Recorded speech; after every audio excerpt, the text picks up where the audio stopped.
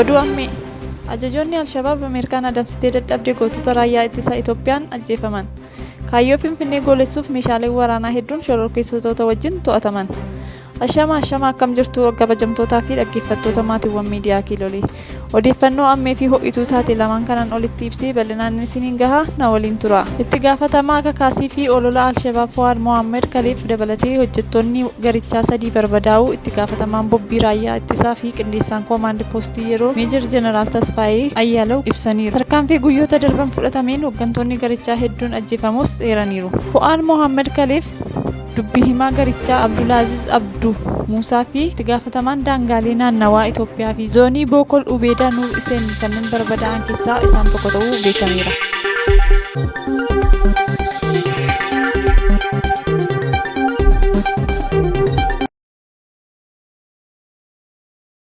Itti fufuun Finfinneetti rasaasni kilaashii fi shugguxiin 17,000 ol meeshaalee waraanaa biroo waliin to'ataman. Magaalaa Finfinneetti seeraan ala daddabarfamaa kan turan rasaasni kilaashii fi shugguxii 17,000 ol meeshaalee waraanaa garaagaraa waliin to'atamuu poolisiin beeksiseera. Meeshaaleen waraanaa kanneen kutaa magaalaa Laaftoo bakka addaa Haannaa Maariyaam jedhamutti konkolaataan fe'amanii wayita daddabarfamaa turan hordoffii poolisii magaalaa Finfinnee fi tajaajila odeeffannoo fi tika biyyaalessaan to'atamuu danda'aniiru. Rasaasa kilaashii 11,275, rasaasa shugguxii 6,494, meeshaalee waraanaa garaagaraa 11, bireenii adda addaa hiikaman, qaamolee kilaashii garaagaraa fi kan biroon meeshaalee seeraan alaa to'atan jedhameera. Meeshaalee waraanaa kanneen kan daddabarsaa turan shakkamtoonni 3 to'atamuun qorannoo gaggeeffamaa jiraachuu eerameera. Dhaabbileen kunneen kanaan dura hordoffii taasisaniin nageenya magaalattiif yaaddoo kan ta'an meeshaalee waraanaa garaagaraa fi rasaasa hedduu to'achuun kan yaadatamudha. Yeroo dhiyoo as kutaalee biyyattii garaagaraa meeshaalee waraanaa seeraan alaa gara magaalaa Finfinneetti daddabarfaman dabalaa jiraachuun ibsame. Hirmaannaan hawaasaa dammaqinaan nageenya waaraa mirkaneessuuf bu'uura waan ta'eef gochaaleen seeraan alaa akkanaa wayita qunnaman qaamolee dhimmichi ilaallatu feeruun gahee isaa akka bahatu waamichi dhiyaateera. Dhaggeeffattoota keenya eegaan har'aaf odeeffannoo keenya kanumaan golofna.